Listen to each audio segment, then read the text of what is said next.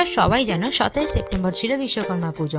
বিশ্বকর্মা পুজোতে আমরা প্রতি বছর ইনভাইটেড থাকি কাকুদের বাড়িতে। প্রতি বছর কাকু আমাদের বিশ্বকর্মা পুজোতে নেমন্তন্ন করে। তাই আমরা সবাই মিলে সকাল সকালে উঠে চলে গেলাম কাকুদের বাড়ির উদ্দেশ্যে। ভাই দেবে আসসালামু আলাইকুম, কেমন আছো তোমরা? আশা করি ভালো আছো। আলহামদুলিল্লাহ আমি অনেক বেশি ভালো আছি। তারপর আমরা কাকুদের বাড়িতে চলে আসলাম।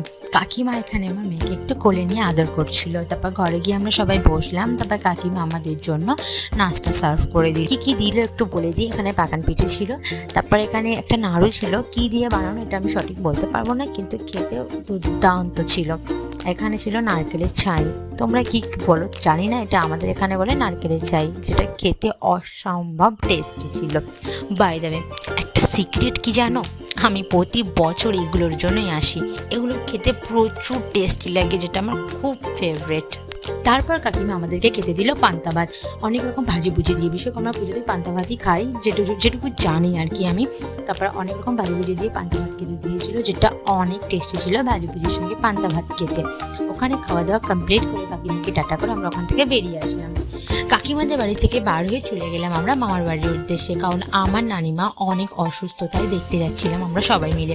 তারপর একটা মার্কেট দেখে দাঁড়িয়েছিলাম, দাদা গিয়েছিল ফল কিনতে নানিমার জন্য। ফলটাল কেনা কমপ্লিট হয়ে গেলে মামা বাড়ি চলে আসলাম। এখানে দেখছি ছোটো মামি রান্না করছিল। তারপরে সবার সঙ্গে কথা বলে আমরা চলে গেলাম ঘরে গিয়ে বসলাম। তারপর দেখছি নানিমা বাড়িতে নেই, গিয়েছে ডক্টর দেখাতে। কিছুক্ষণ ওয়েট করলাম নানিমা আসা পর্যন্ত। নানিমা চলে আসলে নানিমার সঙ্গে দেখা করে আমরা চলে আসলাম। তারপর ওখান থেকে বেরিয়ে গেলাম। আসার পর তো গলাটা প্রচুর শুকিয়ে গেছিল, তাই দাদা একটা স্প্রাইট কিনে দিয়েছিল, সেটাই খাচ্ছিলাম। আর আমাদের পুচকু কি বলছিল দেখো, স্প্রাইট।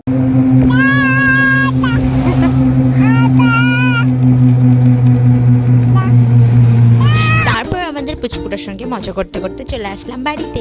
আজকের ভিডিওটা এই পর্যন্ত। ভালো লাগলে লাইক, কমেন্ট অ্যান্ড আমার চ্যানেলটা একটু সাবস্ক্রাইব করে দেবেন প্লিজ। খুদা হাফেজ।